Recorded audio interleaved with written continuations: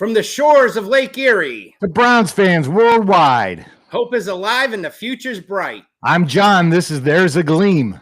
And I'm Steve. Let's get the gleam together. Gleam, man. There's a gleam. Let's get the gleam. All right, let's go. Hey, good afternoon, everybody, and welcome to another edition of There's a Gleam. We are a partner of the Fanatical Elves Network, which is a part of the Fans First Network. Again, I'm Steve Hemmerich. My partner in crime is John Ryder. John, how you feeling today? Hey, Steve, I'm doing great. Actually, I couldn't be happier if I were twins after that Browns win. I'm all dried out from Sunday, feeling good, middle of the week, and ready for this week. So, how you doing? I'm doing good. I listening to that, Marty. There's a Gleam always gives me a little chill. Yep. Yeah, I love that. I really wish some of the younger kids could appreciate what we got to see when we were, 16 to 20, 25 years old. And, these kids don't have it today, and it's really a shame. So hopefully the Browns can get that gleam back, and these kids today can have some fun with the Cleveland Browns. There you go. They've had a small little snippet of it. They haven't had this, I guess, sustainability. We were, in that mid to late 80s, it was pretty consistent with us, making playoffs pretty regularly, 3 AFC championship games, and, that feeling of we expected to win every week. So, hopefully we're getting closer, but I'm doing good. Like I said, it's always good after a Browns victory. The week always feels a little bit nicer. I don't care if it's rainy. It's still a little brighter. I know my wife's happier because I'm in a better mood for the week. So It's all good. And I'm happy I got the new studio finally set up. So yeah, it looks good, Steve. I appreciate that. That was a lot of help from my wife. She's the, I would just throw stuff up and be like, that looks good. She's like, no, your head, this, that. I'm like, okay. So, but no, I'm excited. Like I said, this is going to be a fun week because we're coming off a victory, which, second one of the year, been a little far and few between, but hopefully we'll see many more of these. So, and hey, Steve, we're not out of this thing yet either. No, I mean, you're the right. Way this division's stacking up, it's really could be anybody's ball game. That's the one thing that's slightly frustrating to me is you see, Cincy and Baltimore with both quarterbacks being hurt, them struggling. It's like, it's right there for us, and I knew this first 6 games were going to be tough. I still have a problem though, with how we lose, that Cincy and Minnesota, especially, we should have won those games. We should have 2 more victories and sit in a lot better spot, but we're not, we're 1-5 and, like you said, we had to going into the last week, we had the second easiest schedule. So there's some positivity and there's definitely a gleam there with that with the schedule. So, happy and, keep it positive. Yeah. Yeah. I mean, you look ahead at what Pittsburgh's got and, they've got the Colts, they've got the Chargers, they've got the Packers. So yeah, this division in a couple of weeks could look completely different if the Browns could rattle off a couple wins here. Absolutely. Absolutely. Yeah. I was going to say their schedule's been a little bit light so far. So their gauntlet's coming, other teams are. So, we're there.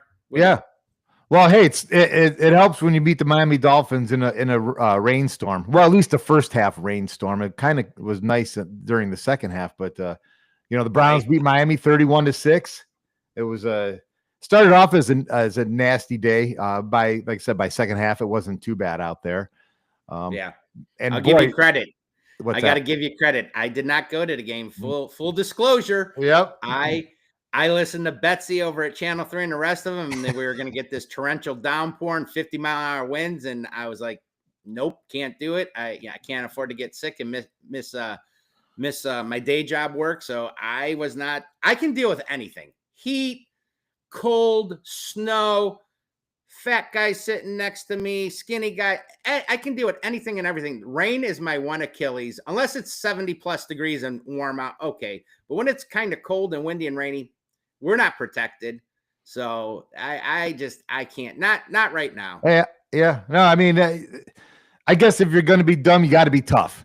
So I'll give you credit. You did a couple games last year that, again, I full disclosure, I bailed late in the season. I'm like, nope, not worth it. And you went. And of course, one was that Pittsburgh game, which was epic, which I'm kicking myself. I sat the whole half. I'm like, there's no snow there. They said it was going to be a blizzard. Finally, I know it hit third quarter in the second half, but still, that was what a game that was. So, yeah, I actually thought that this game might have some of those elements to it, but it really for most of the game, like I said, it wasn't that bad out. It was actually worse in the morning walking to the stadium than really during the game. It's surprising, I guess that happens. The weather people around here, they do their best, but you never know what's really going to happen with the weather. So I heard our colleague John Suchan, he went with his son, and he said that was the worst part, walking over to the stadium. They got soaked. After that, so it really wasn't, wasn't bad at all. And I heard multiple people say that. So,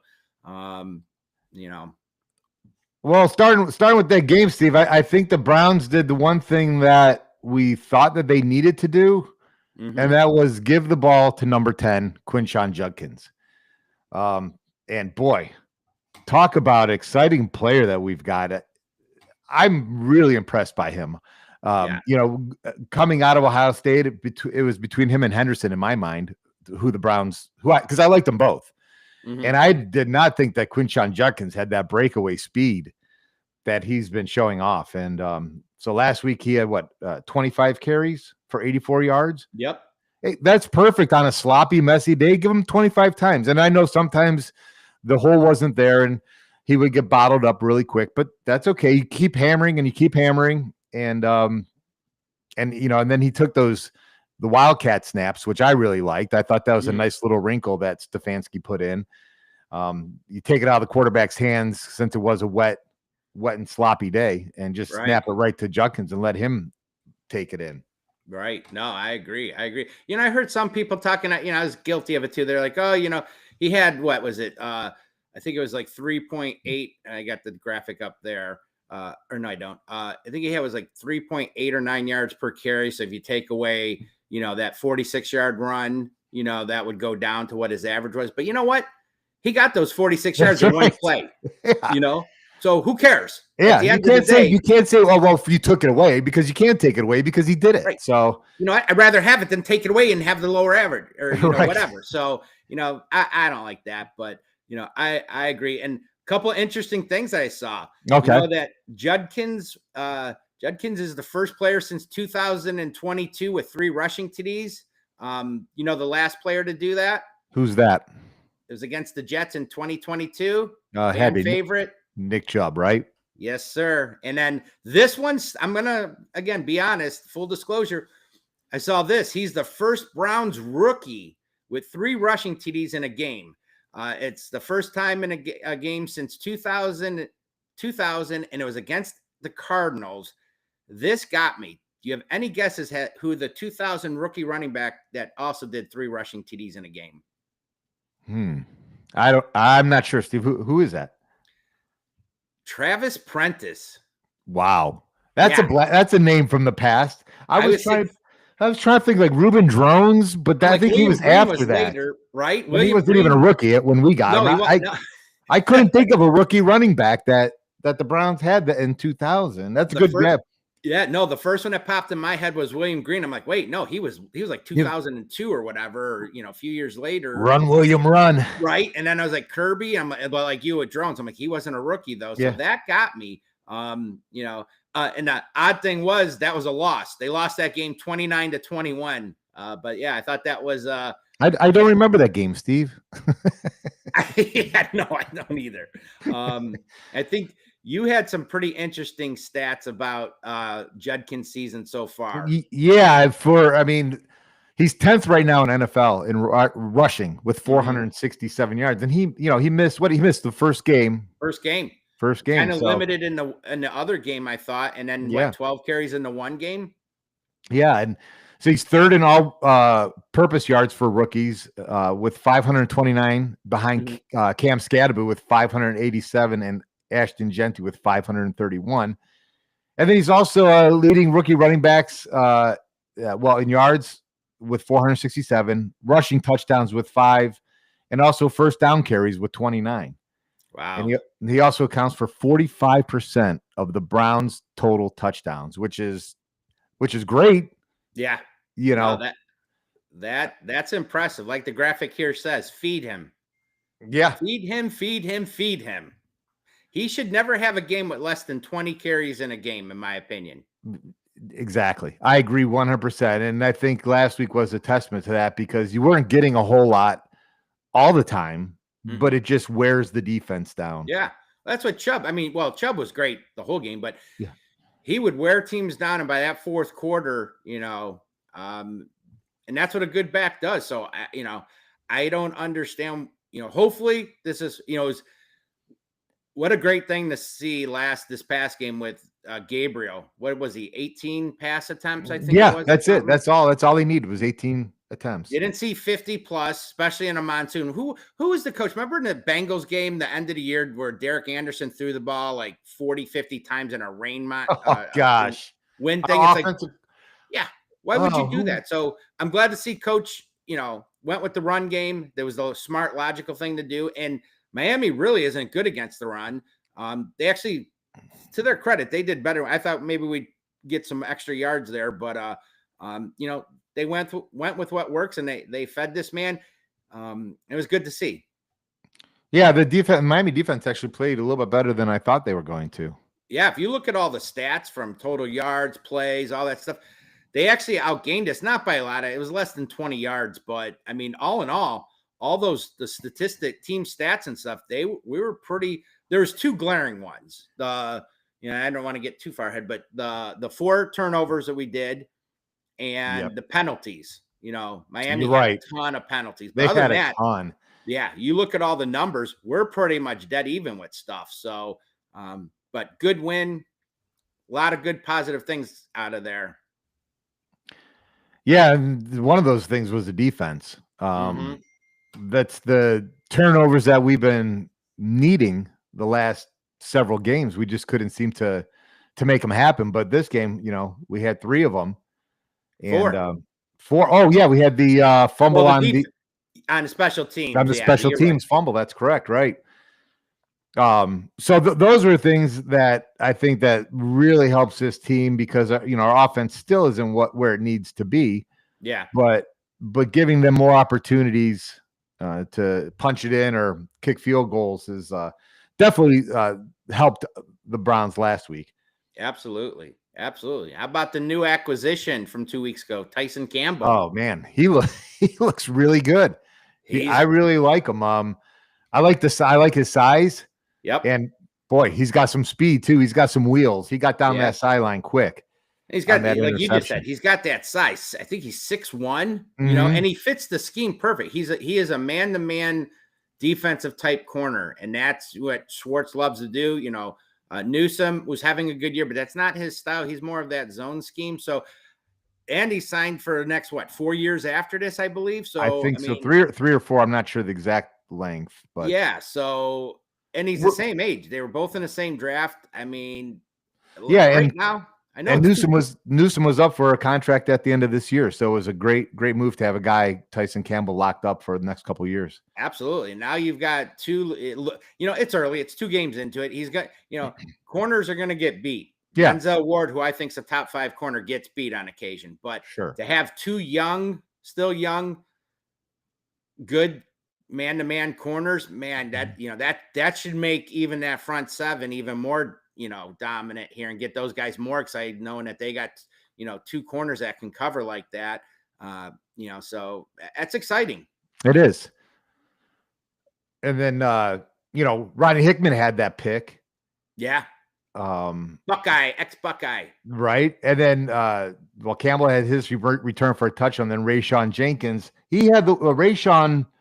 I guess he gave a speech to the teammates before the game. He told his teammates, he said, "I just talked about winning every play individually." Jenkins said, "I really just encouraged our guys to check that win column more than that loss column. I told them if we did that, we would find ourselves in a pretty good spot." And they did. Wow. I like it. Yeah. And I think you have to, Rayshon Jenkins, he had the interception, I believe, right, with Delpit blitzing Tua in the end zone. Yeah. And then almost took it to house. What got down to inside the 5 there? Yeah, and then Delpit also forced the fumble on the kick return, and it led to 21 points off of turnovers for the Browns. So great things from the defense and special teams last week. Yeah, no, definitely good to see. And I think a positive for me was this team actually capitalized 21 points, I believe it was, off turnovers. You know, games past, we get some turnovers and we do nothing with it. The fact, we had some short fields, but to get 21 points off 4 turnovers I thought was a very positive and encouraging thing. It's really, I mean, considering how low our scoring output's been, and then just to have points off of turnovers be that high was huge for the Browns. And hopefully they can keep that up going into next week. Yeah. And it was nice to see too on the defensive side. I mean, granted it was 1 sack, but still, sack's a sack. Miles was a little vocal. I think he alienated or pissed off some fans with the comment about. Yeah, he pissed me off, Steve. Yeah, I got the text and stuff. And don't even tell me that. So okay, let's go backtrack just a second here. Myles Garrett said last week that it basically hurts the players more than it hurts the fans when they lose. They feel it more. Dude, don't even bring that to me, because there's no way. We've been watching this since we were born. It's in our blood. And after the game, I'm sorry, the players are signing, trading jerseys, signing jerseys, yucking it up. And I don't know if Myles does that every game. I've seen him leave the field pissed before. Yeah. But this team is what, Steve, that we grew up with, that we live and die for. Yep. And we're going to be here long after Myles Garrett's gone. And he's a great player. He's a great individual player. And other than that, I think he's in a way, he's a detriment to the team with his accidents, the things that he sometimes says. I do like the guy. I like when he's making sacks, but to be honest, don't try to even say that it hurts you more than it hurts the fans. It doesn't. In honor of Cavs season starting tonight, as the good Austin Carr would say, get that weak stuff out of here. Exactly. Go Cavs. Right. But no, it was nice. But it was nice to see him produce during the game. And Grant Delpit also kind of said a few words. Nothing, not as bad as the extent of what Myles, in my opinion, was, but he was a little vocal about some stuff. And boy, he came out big time. I thought Delpit was a star on defense. Steve, do you think that's Grant Delpit's best game as a Cleveland Brown? For the productivity, probably. I mean, what he had a pick, or fumble. Then he heard the throw. Fumble. It very well may have been, for his, he made plays, had the forced fumble. Yeah, I think Delpit is turning into one of the cornerstones on that defense. Yeah, and I love the pick coming out. I was surprised he lasted. He was a 2nd round pick, which surprised me. I mean, I thought he came out of LSU, and I thought he was going to be a 1st round pick. So when we got him, that was, right. I think he started off a little slow, had a little bit of injuries and stuff. Yeah, injury, right? Yeah, but he's been producing and he's been fantastic. So love me some Grant Delpit. And like I said, for those 2 guys being a little bit more vocal in the media of this past week, to see them both step up and have, make some big plays, that was really nice to see. Yeah, he had said that he forgot what winning feels like. Yeah. And then after the game, he said he put out on X. He said, "I remember now." So I did not see that. Yeah, and I just like the guy. I think he's a good ball player for the Browns. He's stepping up, and he's been here a couple years, and now he's turned himself into one of those leaders on defense. I'm expecting to see more great things from Delpit. Yeah, no, I wasn't a huge fan of Tua coming out of college. I didn't think he was all that, but to his credit, he's actually played well when he's been able to stay healthy and stuff. He's played pretty good, but I don't think I've ever seen Tua look this bad before in his whole time in the NFL. Yeah, they've got so many issues going on in Miami, and we don't of course, we don't know everything that's going on. I know that Tua did call out his teammates and like there's issues just going on with the coaching staff. It's kind of feels like the Browns were a couple years ago, you know, when things just start falling apart. And luckily the Browns have been able to revitalize their season with this win. Yep. But I saw that one meme. You got or not meme, but a little video where, you know, Tua kind of went off on his teammates a little bit, kind of threw some people under the bus, whatnot. And they showed a clip of the game, like hold my beer, offensive liners, the one sack. I forget who it was. If it was, I don't remember who it was now. It came pretty much right up the middle, untouched, and just, you know, decked them. It's like, okay, you're going to run your mouth like that. And there was some talk before about one of our former quarterbacks with the line, maybe doing that to him because he, you know, ran his mouth a little. So, but yeah, you know, Tua, for me, that I think, again, I don't see every Miami game, but for me, he looked terrible. 12 of 23, 100 yards, 3 interceptions. And I believe the quarterback rating was like 24.1 or something. Ouch. Dolphins, and the other stat, we talked about a couple things. The 4 turnovers was big. You know, 3 interceptions, fumble, what do you call penalties? What did they have? Like 11 for a little over 100 yards. But they were also 1 of 13 on third down. And you're not going to win too many games when you only convert 1 of 13 on third downs. No, you're not. You're really not. No. Well, it was I think for the Browns, it was big just to get that win, bounce back. You know, we've been stuck just scoring 17 or fewer points in 11 straight games. Hey, how about that? 31 points. That's right. Right. That's gonna jack up that average a little bit. Yep. Well, and I think we both had, I don't have the score in front of me. We both had the Browns winning. I think I do remember I said I wasn't picking them to score more than 17 points in a game until they do. So they have. So I think I went 17-10 maybe.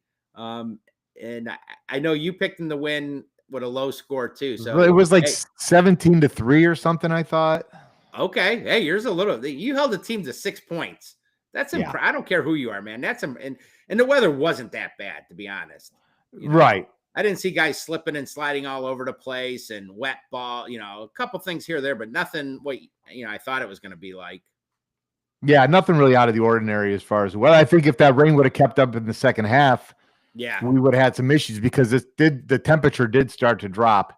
And I think that could have been some problems, but it ended up being kind of nice out. So right. No, I agree. You got to experience it live. I didn't. So you didn't miss a whole lot, Steve. Well, and give credit to the grounds crew there, you know, for keeping that field on TV. The field looked great, you know. A lot better than Pittsburgh's field. They're screaming in Pittsburgh about how shitty that field is. Yep. I was just gonna say that. So, but no, all in all, like I said, you got to be positive. You got to be pumped. A win's a win. I don't care who it's against, what the final score is, but you won. It always feels good. But like, because nobody remembers in December, like how you won the game. They just put up on the TV what your record is and if you're in the hunt or not. Yep. So we got a little bit of payback because they beat us last year here. So, that's what they did. Yeah. So I was surprised. You would know better, but I didn't think there would be as many, but I heard there was still a pretty decent amount of Dolphins fans at the game. Yeah, there was the nice amount. I mean, not as many as we've seen for some other teams like the Cowboys and. Oh, sure. But the Dolphins had a nice little turnout. I mean, and considering the weather, they're probably, I don't know, for the crowd that was there, maybe 20% of the crowd. 10%. Okay. Yeah, it wasn't bad. Okay. Good fans too.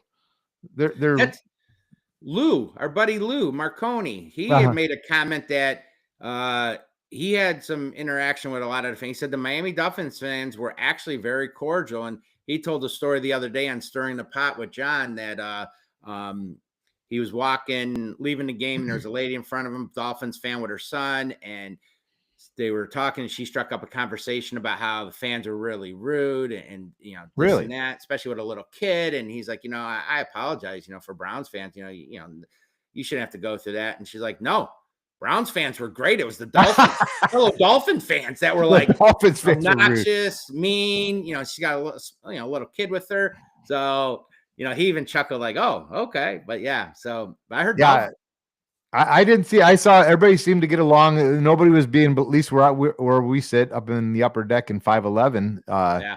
It wasn't bad at all. Let's be honest, it's kind of tough to run your mouth when your team's getting shellacked like that. Well, when you're when you both have one win, right? Even then, it's like nobody's really talking shit to each other. It's like we're just trying to survive this season. Let me ask you this, John. Were you surprised at all that Mike McDaniel wasn't maybe potentially fired or anything after that, or not really? No, I don't know. Not really. I think that time will come. Mm-hmm. There's really not a lot served. I don't feel firing a coach in the middle of a year. I mean, it is what it is. The same thing here. I don't like if Stefanski would have lost that game, I don't think that the Browns would have fired him either. I think you still play out the season and see what happens. Yeah. I was just saying you might let him go near the end of the year, the final week or two, just so you get a jump on all the other teams and in the coaching search.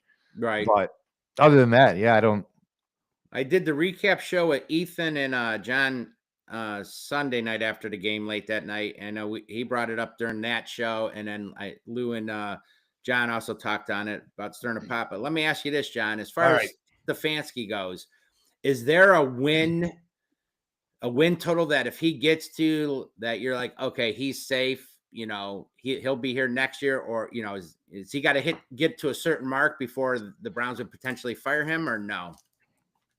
I would say that is probably not a certain number, but I think it's more how the team looks and is still reacting to him as a coach.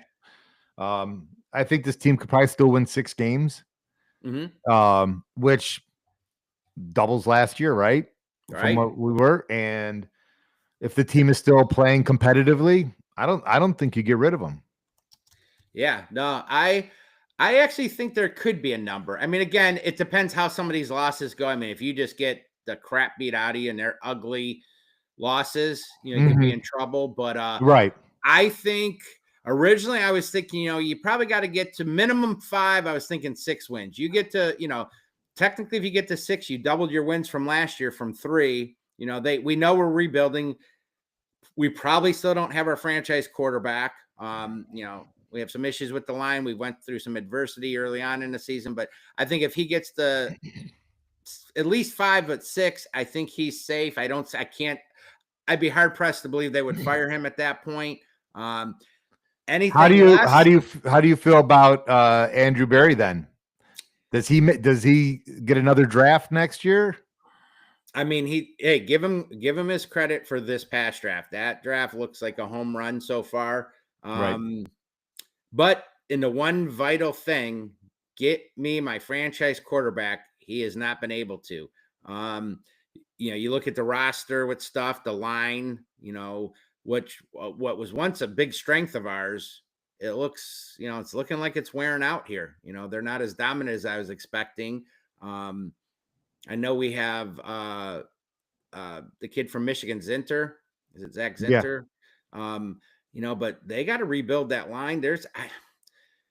I feel like we should do the Dumb and Dumber when it was the one Lloyd was like, every time you go and do something like that, you totally redeem yourself. I mean, you look like we were just saying that Tyson Campbell trade. You look at a trade like that and you're like, okay. I mean, he's made some good trades. So to answer your question, I think they're hand in hand together. I don't know how you don't fire one without the other. Okay. Unless you feel it's a total lack of talent and Stefanski's safe and then you get rid of him. But then if you bring in a new GM, is he going to want his own guy? Well, yeah, probably. So you're redoing it all. Yeah. So, but keep him positive. We're feeling good. We got a victory here. We touched about it briefly, but looking at some of these AFC standings here, we got Pittsburgh winning the division at 4-2. Cincy's at 3-4, and we didn't even talk about that. And Joe Flacco's debut with the Bengals last Thursday night. That was a little bit of kick to the nuts, wasn't it? Yeah, and I still after that game, that's why you don't trade someone to a division opponent. Yeah, you said you're not for it. I was like, if you believe he's done, I wasn't so against it. But you moved up one spot in the draft. It makes no sense. Yeah. or one Well, round in the draft. That's what they got, a ridiculous. 5th round pick for him? Yeah, and then what's going to happen? Pittsburgh's going to fall on their face, and then it's going to be us in Cincinnati battling, and then we've got to deal with Joe Flacco in Cincinnati next game. Did you see that one meme with Mike Tomlin's look after that trade, and it showed the eyes just bugging out, like red, like furious. God, he wasn't happy before, and now you can see why. But Flacco throwing the ball the way he didn't surprise me. He still has a good arm, even at 40 or 41. Is he 40? 40, I think. Yeah, I know he's at least 40. Is it Rodgers that was 41? He's always had the arm. That doesn't look like it's really slowed down much, but he looks so just like a statue for us. And I distinctly remember they did a call, a play call that they actually was a quarterback sneak, and he ran for like first down, like 13, 16 yards. I'm like, where the hell was that when he was here? He dropped back. He couldn't get out of the pocket to save his life. So that surprised me. But anyway, I think on that play, Steve, I think he said that he botched that call. And is that what it was? Yeah, and he's like, I don't know the whole playbook. I just took off running. To me, it looked like it was a fake, and it was a bootleg. Well, he played it out. Hey, I was faked out. I was watching the running back, and I had no idea Joe had the ball. He sold me on it. So he's good at that play. AFC North again, 4-2 Pittsburgh. Since he's 3-4, we are out of the basement now, and we're 2-5. And you got Baltimore now, which that's a stunner. 1-5. Baltimore. I don't think anybody had that on their bingo card this year. No. Of course, not having Lamar Jackson, that team's totally different. So, two surprise teams. We're going to be playing one next week, but I think the surprise right now for me, probably in all of football, for how good they are, is the Indianapolis Colts and Daniel Jones, 6-1. Unbelievable record. They're playing great. And Daniel Jones, who saw that one coming? Not me. There's some talk, did the Browns, did they go after him? And Indy gave him a pretty good contract for a guy that you thought was nothing but a backup. The money he got, that's why I figured why Cleveland didn't sign him. The money was ridiculous. And then the other team for me, that's a big surprise, and we'll talk about them here in a little bit, but is the New England Patriots, 5-2. And right now they're top of the AFC East there. That's wild. I didn't think Vrabel could turn that team around that quick, but boy, he's got them playing really well. For our sakes, God, I hope Stefanski hangs on to his job, works out, and gets back to winning games and making playoffs and, going further in the playoffs, because we've gone through so much heartache. And, there's two sides of the ball with the whole Baker. You let your franchise quarterback go. He was never going to do it here, blah, blah, blah, all this stuff. Nick Chubb left. But you had Mike Vrabel in your building last year. And if you weren't convinced Coach Stefanski was your guy, you had him there and could have made that switch last year. And to be honest, I don't think too many fans would have been upset. Vrabel's I don't think so either. Here. Ohio State Buckeye great from, is it the Canton or McKinley area? Massillon, Canton, I won it down somewhere down in that general area. I mean, he's a legend in Ohio. So people would not have minded if Stefanski was let go for Mike Vrabel. I don't think. So like I said, I hope Coach works out. Good for Vrabel. I was surprised that he didn't get a job last year when he got fired from Tennessee. But I hope he has a really great year after this week. The damn Patriots, they went. I lost count the years of having a quarterback like Tom Brady. So now, they had a couple years there struggling with their quarterback. But I mean, they fall into Drake May looks like the second coming all of a sudden. And then to have, the hoodie as their coach for all the years and all that success. Yes, they stumbled with for a little bit without him, not very long. And now they go and get a guy like Vrabel. It's like, that's like the Colts with quarterback. You go from Peyton Manning to Andrew Luck. Are you kidding me? And look at the shit we've gone through for 20 plus years for a quarterback. Favre to Aaron Rodgers to Love. Yeah, just jab that dagger in my heart a little more. So, but yeah, no. So Denver, did you see that game last week? Oh, yes.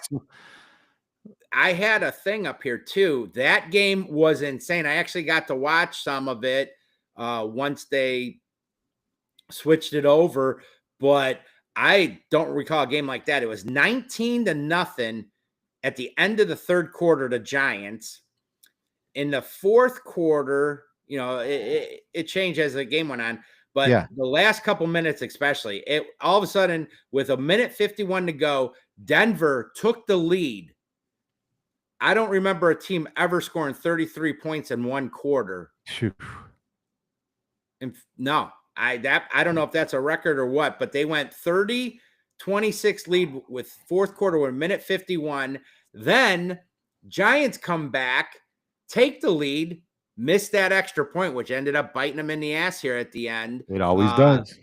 And, took the lead with 37 seconds left just to have Denver go right down the field. I think they had some help. If I'm not mistaken, there were some penalties too that helped them, but kick that game-winning field goal and win 33-32. And I'll say this too. I didn't think very much of Bo Nix. I thought Sean Payton lost his mind when he took Nix so high in that draft. No, I don't think anybody had him as a first rounder, but man, he looks like the real deal too.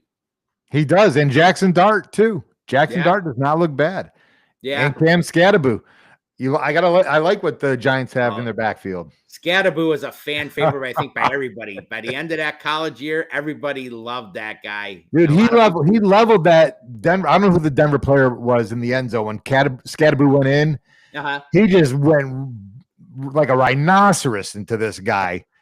And you see the guy just was kind of like shaking up on the play, and Scatterbu like just leading, just pounding the guy with his helmet. He loves that brutal force. I like watching Cam Scatterbu. I don't know how long his career is going to be. I don't think very long. Fun to watch. It's fun to say. Who doesn't love to be able to Scatterbu? I think of Friday Night Lights. Water bug. How do you always call him? Water bug, Scatterbu. But I'll tell you what, Scatterbu's kind of fun to watch and stuff. I'd take Jenkins 10 times out of 10. I'm happy with the man we got. So easily. All right. Well, we kind of took a little long on that, so let's kind of move on. This is one of my favorite things for those that get to watch the show live, all 5 of you. I love doing our little therapy session and just a couple things that kind of catches my eye during the week or whatever. And for me, one of the first things that jumps out to me, want to recognize Browns, I think he's got a shot at the Hall of Fame. We'll see. I do too. But Joe Bitonio, he broke the record for most starts by a Browns player, since 1999 with his 168 straight start, with 168 start, not straight, surpassing Hall of Famer Joe Thomas. So give Joe a ton of credit, man. He's been an Iron Man for us. And if he doesn't make the Hall of Fame, he'll definitely be in the Browns Ring of Honor for sure. Absolutely. This one I saw a few days ago, and this is gonna blow your mind because when I saw it, I did a double take. I had to look up some stuff. You always seem to get me with these ones that you dig up and find in places that I've never looked. I don't know if that just means I got way too much time on my hand in my life, or I'm just lucky, or both. But this young man's name is Monty Quinn. He's a senior running back out of Curry College, which is in Massachusetts. It's a Division III school. Get ready for this, people. All right. This young man had himself a day. He carried the ball 20 carries for 522 yards. Yes, I said 500. What's that? What's that per carry? That's like video game. I got that for you. That's like video game, when you play Madden or something. 522 yards and 7 TDs. He averaged, here you go, John. Let me guess. I'm just going to say, like 35 yards a carry or something? Not too far off. 26.1 yards per carry. Jeez, like I said, that's like video game numbers you play on Madden or something. And the crazy thing, after I read a little bit, he sat out the last 2 drives. Wow. So he could have had 600 yards. Yeah, what a game for this kid. It was homecoming weekend and family weekend. So I think that young man had himself a night. I don't know anything about him. Never even heard of him or that school prior to this. He's a 2024 All-American. But here's a couple interesting facts. He is the first 500-yard game in college football history. That's any level of college. He set the record, first ever to get over 500 yards. The previous FBS record was by a current player right now, which I had no clue. Oklahoma great, and no, not Barry Sanders. Oklahoma great Samaje Perine. He had 427 yards in a game. Wow. So for FBS, he had that record. The all-division record prior to Monty Quinn getting it was 465 yards by another D3 running back out of Ohio's own Heidelberg College, Cartel Brooks, back in 2013. So there you go. This young man, congratulations. I saw a picture. He's not a big kid. He's about 5'8", but that young man ran for 522 yards. That's impressive. You need a new pair of shoes after that game. Right? Oh, man. That's good for him. Couple other little things here, something to get excited about. I know we talked about it. I think we'll talk a little bit more here in the show, but yesterday was the start of the NBA season, and tonight is the Cavs opener. They will be in New York with it seems like they're our new rival, the New York Knicks. Yep. Tip off 7 p.m., but we face the New York Knicks this year, and tip off for our opening game is tonight. What do you think about that, John? I'm ready. I'm ready. I know, the regular season, it kind of drags a little bit when you're really, really good. We saw that with LeBron, but it's fun because you're going down there, you go to the game, and you're expecting you're going to win. So when you spend that money to go down, you're going to get a good product, and the team's going to probably win that game. So hey, I'm ready for basketball. It's, getting cold outside now. I'm ready to hunker down and watch some basketball.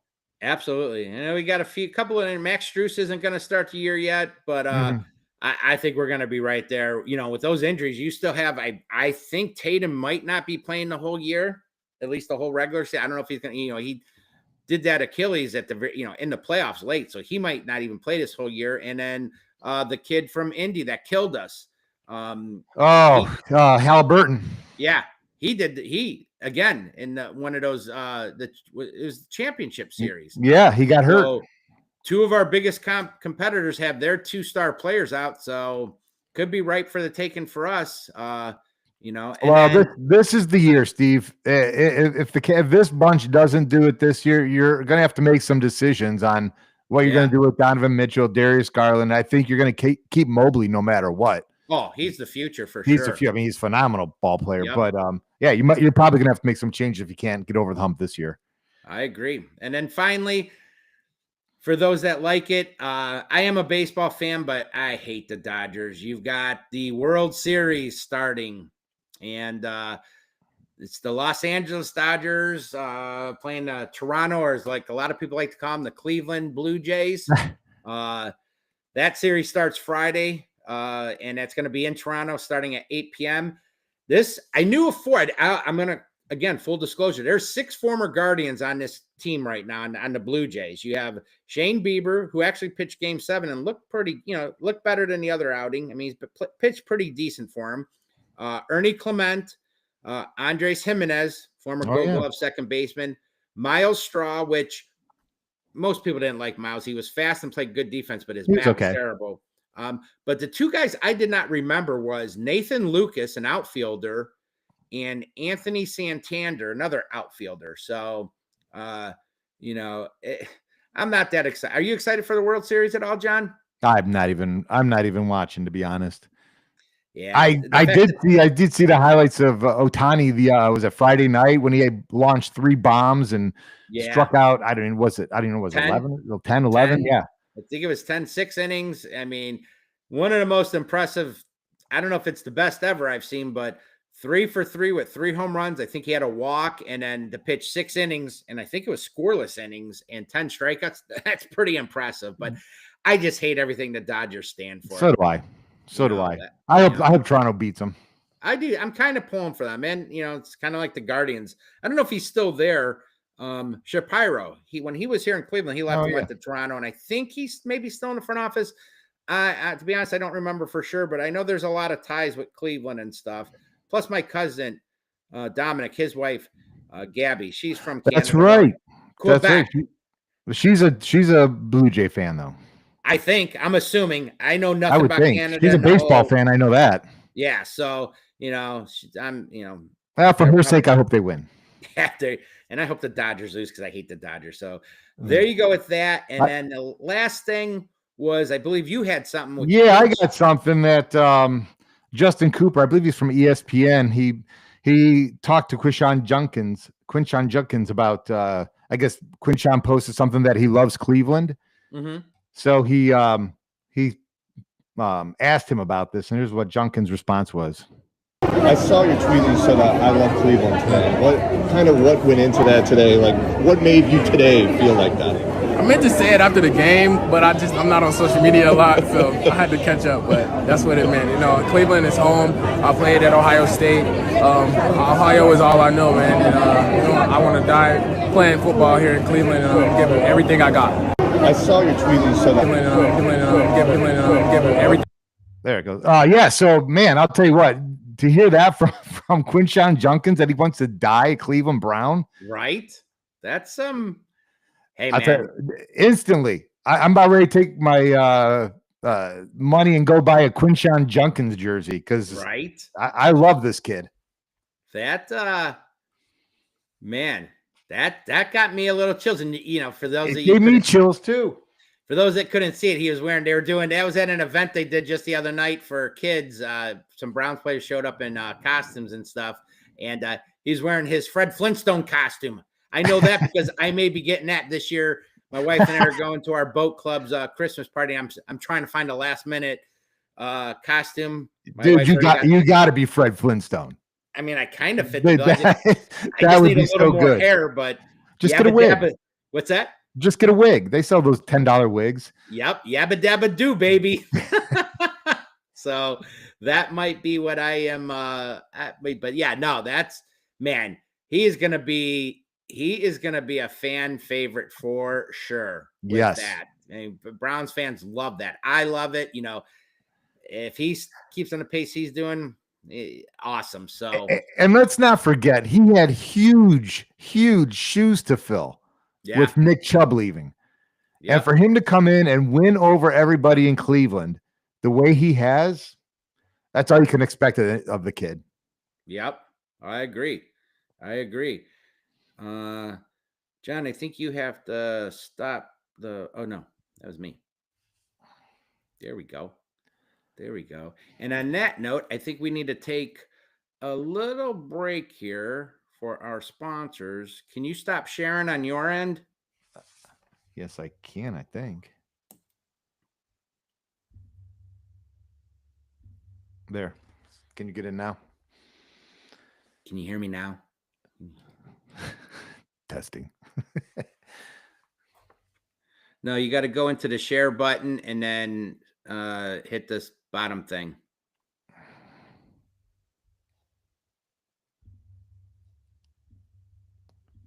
So someone else is currently sharing, Steve.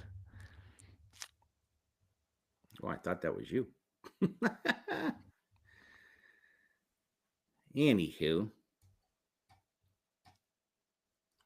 Anywho, let's take a break here for our sponsors. Okay. Sounds good. All righty.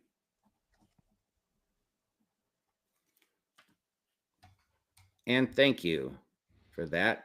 All right, we're back. Want to thank Hemisphere Coffee Roasters for being a sponsor of the show. If you haven't checked them out, they're a local company here in Mechanicsburg, Ohio. Recommend their coffee. And yeah, I don't know. Well, while you try and figure that out, Steve, I'm going to kind of go over what we've got going on this week against our opponent, the New England Patriots. Like we said earlier, they're 5-2. Mm-hmm. But I tell you, Drake Maine right now playing really, really good quarterbacking. He's completed over 90% of his passes in their last game. And the Browns pass rush is going to have their work cut out against him, trying to get some pressure on him, put him in some bad situations the same way they did that with Tua, and really keep Drake Maine from getting into a rhythm. Yep. Where they can just kind of bottom up like they did Tua. And then I think also the Browns, they've got to stick with this run game. I think New England, they've gotten better against the run, but I still think that if we just keep attacking it, Junkins definitely can make a difference. Yeah, I agree. Like I said, we talked about a little bit about, the Patriots. I think a lot of people were surprised at the start, 5-2. That's been pretty impressive. And it speaks, we all know, and people from here in this area know Mike Vrabel's a hell of a coach. So not a surprise there at all. They're a good team. I was looking over their thing. Offensively, they got some weapons. Drake May is playing phenomenal. He's already broken some of Tom Brady's records. Running back, they got Ramondre Stevenson. A little bit of fumble issue. Of course, they have former Buckeye Travion Henderson, who I'm a little surprised. It seems like he's not playing a lot, but I think somebody looked up their carries, and he's not that much off of what Ramondre. It just seems like he's been very quiet. And he has been quiet. Do you remember preseason? The very first time he touched the ball, it was on kickoff, and he went 100 yards for a touchdown. Yeah, kick return. He hasn't done anything. And then somebody who I think found the fountain in youth or something, but Stephon Diggs, I thought he was dead in the water. I mean, he had, he looked on his last leg there. Houston wasn't very good. He's what is he, 10th in or 12th in wide receiver yards? Yeah, he's up there. I know that. He's having a really, really good year. They got your guy. I remember a few years back, you were real high. You wanted the Browns to take this guy, former LSU great Kayshon Boutte. How do you say Boutte? Boutte. Oh man, I love this guy coming out of LSU. I thought he was going to be the next big receiver from LSU, like Justin Jefferson. And yeah. I think he battled some injuries his first year, I believe. But boy, he's the last couple of weeks, and he's just been playing really well. And Brown's gonna definitely have to watch him. He does have that deep threat. Yep, they got tight end Hunter Henry's a solid tight end, and then they also have former Brown, which I didn't realize this. Austin Hooper, remember big signing a few years back from the Falcons. He had a great catch last Sunday. Yeah. In the end zone, he kind of went up, got extended. His arms went back over his head. He fell backwards and kept his feet in bounds. It was a really, really good play. Yeah. And wasn't their number one pick this year? Was that Will Campbell, the tackle, I believe? I think so, yeah. Yeah. So offensively, our defense got to have our hands full. It's a road game. Sure. Defensively, they're good too. They got cornerback Christian Gonzalez. Their linebackers may be the strength of that team. Harold Landry, the third, still a good pass rusher. Robert Spillane, Christian Ellis, and I think the other rookie, Kayshon, is it? I think so also. So they've got some talent. This is going to be a tough game on the road, I believe. It's going to be a really tough game. We've got to come ready with the offense this week for sure, because it's never easy to go up to New England and win. No, on the road. And like I said, but we're coming off a win ourselves. So that's a positive, guys hopefully are in a good frame of mind. So, we'll get to our picks here at the end of the show. But yeah, no, this one's start of the season. I actually, early on, I had this as a possible probable win, and, we'll get to predictions, what we both think. Yeah. This is the game that when, I was just looking again at the standings. Mm-hmm. If the Browns could go to 3-5, we're right there, because Pittsburgh's they have to play Green Bay. And I don't know if they're going to be able to beat Green Bay, even though Green Bay's traveling to Pittsburgh. Boy, it's ripe for the taking. I hope our offense can generate some points, keep the defense on the side, keep the Browns defense on the sideline for a while, keep them rested. And then we just get after Drake May and finish business in New England. Yeah. From your lips to God's ears, my friend. I right? hope so. So that's what, like I said, we'll do our predictions here at the end. Moving on to another segment that we like to kind of keep track of, and that is our new Jaguars watch. And just for you, Johnny, again, for our 5 people watching, 5 fans in Canner, we now have a new Jaguars watch. Yeah. How do you like that little picture? There you go, Jaguars watch. Where'd you find them? That's pretty cool. I Googled Jaguars watch and got a bunch of watches that came up. And this had the Jaguars logo with the fancy teal blue colors, and I was like, that's good. So that's our official logo for Jaguars watch right now. Well, hey, they got beat last week, so that's good news. Yes. And not only did they get beat, they got dominated. Yes, they did by the Rams, 35-7 in London. Boy, Matt Stafford was on fire. I got to watch some of this game downtown before I went to the Browns game, since it was on in England. But yeah, Stafford went 21 of 33 for 182 yards, and took it to the Jacksonville Jaguars. Now Travis Hunter, he had his first touchdown last week. Actually, it may have been his best game. Yeah, 34-yard touchdown reception, 100 yards receiving. He also played 14 snaps on defense. So, but still, that trade, Mason Graham is a beast, and I would do that trade every day of the week with the Jacksonville Jaguars. Well, Lewin brought this up in one of his shows. I think it was the Stirring the Pot. You see what Jackson Dart did in the one start a couple weeks ago, and then this week, and people are like, "Oh, why don't we take Jackson Dart? We should have took Jackson Dart with the second pick." Maybe we'll see. I mean, who knows? But had you done that Jackson Dart trade, you don't have Mason Graham, you don't have Quinshon Judkins, and you don't have that first round pick next year, which again, give me a proven product over a draft pick, because we know our history of taking a quarterback. But I mean, early on, he looks okay. There's no tape on him. He's made some plays, revitalize him. So we'll see. But just I'm happy with who we have. I'm happy. Let's just stick with what we got. I'm good with it, and let's go into next year with a couple more picks. There you go. Well, and then you have the updated tankathon. Yeah. I wanted to give that real quick, and then we can move on. Jaguars last week were picking number 21 in the draft. With the loss, they've moved to number 20. So the Browns are currently holding the 20th pick, and then their own pick, which is now number 6. Last week we were at number 2 with the win. We went to number 6. So pick 6 and 20 in next year's draft so far. So we dropped 4 spots with our own pick, which I'm okay with that. Yeah. And we gained a spot with Jacksonville, and let's hope their schedule toughens up here and they keep dropping some games here. So that's a good thing. Yeah. I'm okay with that. I am too. Yep. There you go. So, our next segment here is both of our favorites, and you've been a little bit more active than me. You did I think as you texted me, the inside tailgating. Tablegating. I went tablegating. Tablegating, and you decided to go to a local place. Is this where your daughter works? Yeah. Daughter Taylor works at Southern Tier Brewery downtown. It's on like Prospect around East 8th. And so I went there before the game.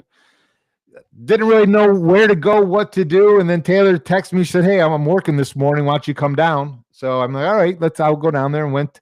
One of the big reasons why I went, Steve, though, we've talked about this before, not a big craft beer drinker at all, really. I'm a Colorado cowboy. I like my silver bullets. Okay. But it's Halloween season, it's fall, and I love pumpkin beer. Okay. I don't know if have you ever had it? Funny you say it. I just did at my boat club. They have Southern Tier, their pumpkin, and it's like an 8.8 alcohol. Yeah. I did one. I was like, holy crap. Yeah, they're good. I did one more, and Deb's driving home. Right. But they have a caramel pumpkin this year. I think it's new this year. I've never seen it before. So I went down there. I wanted to get the caramel pumpkin. So I got the caramel pumpkin and some pierogies. Because, it was like, it was 11:30 in the morning. Didn't really want like a burger or anything real heavy. So I went with the pierogies. They had some bacon and cheese on them. We got that. I got that picture up here right now, and that Yeah. looks spectacular. They were good. You know, it's funny. They deep fried their pierogies, which is a little bit different. Really? Usually they're just like fried in a pan. Yeah, that's how With I've some- always like maybe. Well, I've never boiled them, but I've always bought them already made at some of the pierogi palace down at the West Side Market, or there's one out on the East Side there too. You can go to. But yeah, Right. I've always put butter or something and pan fried and get that Yeah. little bit of a crisp to it. But deep fried, so nice. Yeah. What's this? What's it in? A cheese sauce or something? It's like in a beer cheese sauce Oh, that looks with bacon and scallions, and then and I got a side of sour cream. Okay. Because I can't live without sour cream on pierogi. That looks amazing. Yeah. Pretty fair pricing, or did you get the daughter discount? I got the daughter discount, but then I left a really nice tip. So Hey, tip the staffs at the local establishments you go to. All those guys and gals work really hard and put up with, especially for Browns games, they probably put up with a lot of abuse. So tip them well. Hey, I will say if you do go to Southern Tier before the game, they have a $5 menu on game days. And they have it's like pretzel bites, nachos, things like that. So that's a good little deal there. And the beers definitely are good. Well, we're known for tailgating as it gets late in the year and the weather gets a lot colder, to maybe not outdoor tailgate and go to pop into maybe a local establishment and do that. So may have to join you next time you go. So I'd like to take a little credit. Had I shown up, we probably wouldn't have been there. We probably would have two guys standing in the rain with a small tent. So now that looks spectacular. So Southern Tier Brewery, huh? Southern Tier Brewery. Yep. Nice. Definitely a place to go visit. Ask for Taylor when you go. Ask for Taylor. All right. Mention there's a gleam. Yeah. You will not get any discount, but he will take care of you extra special, hopefully. So give you good service like she always does. So, all right, my friend, let's move on here. We're actually going to go over an hour again. So, okay. We'll wrap it up. I don't have a whole lot left on my plate. I don't know how you're looking over there. I'd like to say I'll make it short and sweet, but everybody that knows me knows I talk too much. So, but there's our Gleam segment. I'll let you kind of kick it off for us. What's your there's a Gleam? So my there's a Gleam this week is Andre Schmidt. Schmidt. I'd say Schmidt. Field goal kicker for the Browns. Place kicker. Yep. After his first game, where people were freaking out because he missed a field goal against the Bengals, he's been really consistent. And I'm hoping that we finally found our kicker and we can go with Schmidt for the next couple seasons. In his last 3 games, he's 5 for 5 in field goals and 6 for 6 in extra points. And he looks like he's got staying power now. Yeah. And hopefully, he battled through that adversity and he's ready to just take this kicking job and solidify it let's get a kicker for like we had Phil Dawson for like 10 years. Right. No, I will say one thing that's been encouraging is, he had a brutal start. Let's be honest. You lose that opener to Cincy, and you're pretty much everybody in Cleveland is blaming you. Mm-hmm. Missed extra point, mixed field goal, and it's adversity. How do you bounce back? And to this kid's credit, he came back, and I think he's maybe missed 1 field goal. I think that I can remember an extra point. I think he's missed 2. 1, 2. But bottom line is he's really bounced back. He hit that amazing 50-plus yarder to win the game. The kid's been amazing. So, yeah. And his mom passed away right before the season, so he had a lot going on personally. And I'm partial. He's wearing 25, which was one of my favorite. When I played sports, basketball is one of my favorite numbers. I like to wear 25 in honor of Mark Price. And baseball, well, that was before Jim told me that, but I always liked 25 as well. Buddy Bell was a fan favorite of mine as a little kid. So yeah, I like the number, although it's still for me weird with these numbers with jerseys with these players. I'm used to it being the old way where positions had to have these numbers. So anyway, good for him and good for that young man. What else you got? The only other thing we talked about a little bit, Steve, there's a Gleam with the Cleveland Cavaliers. Yes, sir. Last year they went 64-18. And I'm expecting a lot from this team. I think it's going to be an exciting season. With Mobley, Mitchell, Garland, Allen, all the whole band's back together, and now this time let's get this championship trophy. Oh, one of the big additions they added. We'll see how he does. Is Lonzo Ball. Oh, that's right. Yeah, Actually, it was crazy. He's not a bad player. He's not. He's pretty solid. His big thing's been injuries. Can he stay healthy? You know, but and what will he add to this team? So, that was a big one, a big addition to the team, I think. But all in all, it's they brought back pretty much everybody, and they've got a good nucleus. We've got depth on this team. DeAndre Hunter's now going to be with us for the full season instead of halfway or after the trade deadline. So. I'm excited to see what the Cavs do here. So am I. There you go.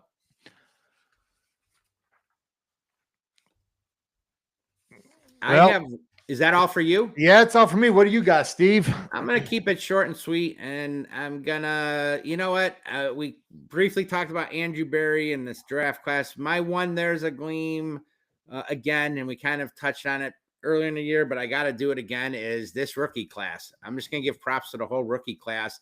And, not only the rookie class, the drafted ones. I mean, because we know Graham, Schlesinger, Judkins, Fannin, Gabriel's looked good at times. And, he's at least been solid. He's not turning the ball over. And Sampson, the other running back, home run with this draft so far. Who knows what Sanders, what we got there. I think we may see at some point. But even the undrafted rookies, you look at some of the guys they got undrafted. Isaiah Bond. Now, he was quiet this game, but prior to that, he was starting to do more receptions. Again, most people thought he was going to be a second or third round pick. You signed him as a free agent after his issues were taken care of. Gage Lardavet. Larvadan. Yeah. I mean, he's made some plays. Defensively, Aiden Huntington. This guy's come out of nowhere. I mean, when have you ever seen a defensive lineman on special teams making plays? Yeah. He looks like he should. I don't know how he wasn't drafted after what I've seen. And then the other one was Donovan McMillan. And actually, last game he was one of the guys that had an interception. So I'm just going to give quick kudos. This rookie drafted and undrafted classes for the Browns. There may be a lot of blocks there to build with for the future for this team. So. You need two more drafts like this. And two more drafts like this, and this team is going to be excellent. And whether it's this draft or the upcoming draft, you got to get that franchise quarterback. But so there's a gleam for me. That's my gleam, is that the whole rookie class, drafted and undrafted. So there you go. And let's end this here. You guys are welcome for the bonus time you're getting. You don't even have to pay for it. No, it is free of charge. So, and I'm going to give there's a quick shout out because it just popped on my screen as a reminder, which I already knew, but today is my dog Maya's 11th birthday. Happy birthday, Maya. Yeah. She's going to be spoiled. We're going to take her out in a little bit, go to the pet supply store, let her walk around, see if she'll pick out a gift, get some little doggy biscuits, cookies. Take her down by the lake. Yeah, we go for rides. She loves running down. We take her down to the boat club. She loves going onto our deck and dock area and running around. So we're going to go spend some time. I think it's raining out, but it's okay. So anyway, happy birthday to Maya. And get into our final segment here to closing comments and predictions here. Yeah. What do you got for me? Steve, I don't have a prediction yet. So let me, I'm going to visualize it as it happens, as we talk about it. So you sound like Henry Winkler, Coach Klein. Visualize an attack. You're going to visualize an attack. You're going to visualize what? Oh boy! So the first thing just popped in my head. I'm watching the TV Sunday afternoon, and the Browns are walking off the field after a 24-14 win. It just popped in my head. I hope I'm right. 24-14. Yep. Wow, I'm putting that in there. What's your prediction? Well, I ain't gonna lie. So it's Browns versus Patriots at Gillette Stadium this Sunday, 1 p.m. I originally, as I started jotting down my prediction, I had it as a loss. Okay, that's fair. And I don't know, on the road they're playing good. Again, we got to prove it on the road. We're a 2-win team still. But then I had an epiphany. Epiphany. Say that. I can't say that. Epiphany. Anyway, I had a thought. I had a thought. And for me, looking at some stuff, New England to me is so unpredictable. Which team's going to show up for them? Right. Because is it going to be the team that lost 20-13 to the Raiders? Or is it going to be the team that beat the Jets 23-20? I don't know. But I'm going to ride this winning high, and I'm going to go with the road upset of our Cleveland Browns. And in honor of them breaking the 17-point mark, I am going with the Browns 20 and the New England Patriots 13. Nice. I like it. I am feeling it, my friend. I am until they do different. I'm going to ride this win streak because you look at a few things there, and if they can just play the what if game real quick, and we'll wind this up. But with this win last week, if we can beat the Patriots, that's 2 games in a row. We go on a bye week, then we come back and we play the Jets, and we know how the Jets look right now. Coming off a bye. Yep, that very well can be another win. Then you're home against the Ravens, and now that may be, I don't know officially, could be the game Lamar's back, but if he's not, and even if he is, they're 1 and whatever, that could be a win. And then you play the Raiders. So there's a lot of, this could be a nice little stretch here of wins. So I am riding it. I am feeling it. And I am going to go with, I'm going with the Browns win, just like you. So we're both going Browns with a victory again. Yeah, I think the defense is going to keep us in every game. It's just if we can impose our will on offense a little bit. Well, and like any defense, makes total sense. You see an offense that's putting up some points and playing well, that puts this little bit more pep in their step. They're more fired up. They're playing harder and better. And they dominated. They should look like it. They saw Judkins, what he was doing, and that team and seeing some points. And it was a great team win all around across the board. So let's ride that high there. Let's keep, with this win streak. And I am here for the ride. So, Johnny, anything else? You good? Nope, that's it, Steve. Let's all right. Well, want to thank you. Up. Yes, sir. Please remember to like, follow, share, and subscribe, and tell all your friends, family, coworkers, strangers, tell everybody about the show. Help us get the word. We're a newer podcast here. We're trying to get out there, and I appreciate any help. And as always, want to thank you for joining us and tuning into the show. We'll see you again live next Wednesday at noon. And go Browns. Go Browns.